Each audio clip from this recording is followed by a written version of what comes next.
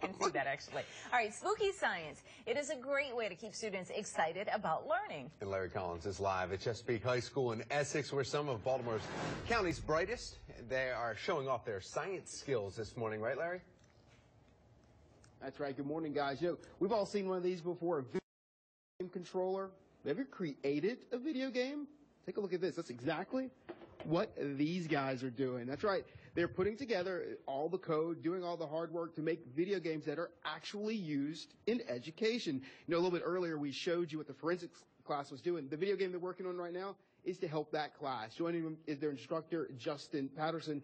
Mr. Patterson, walk me through what these guys are doing here. Sure. Right now, this is actually a game called Red Room. It was created about a year and a half ago for the forensics team. They wanted a virtual crime lab with a double homicide, so they came to us and said, can you develop one in Unity 3D and build the game out? So we did. It ended up winning a nice award from Baltimore County Public Schools, first place in fact.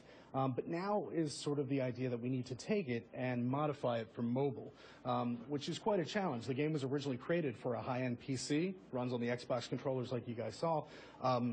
So now it's how do you bring it down to mobile, which is downgrading it, but still keep the quality, adding in things like touch and zoom and making the game even more interactive than it already is. Now, how do they translate this into everyday life? How will this help them as they move into college careers and into the workforce? Well, we already have a lot of colleges and universities here that support computer science, art, and that's exactly what it is. There's an interesting dichotomy that with the students.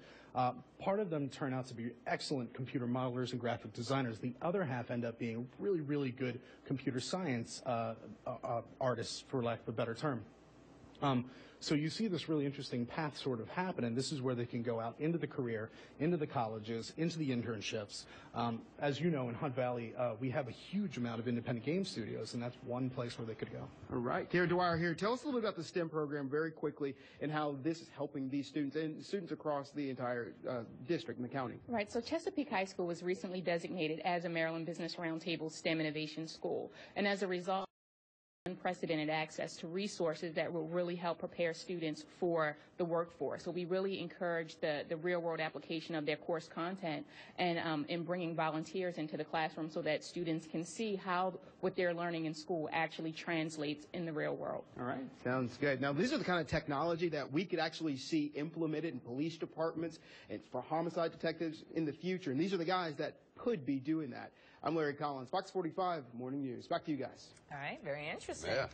I can't do that. No, and not a bad business to be getting into. My goodness. All right, thanks, Larry.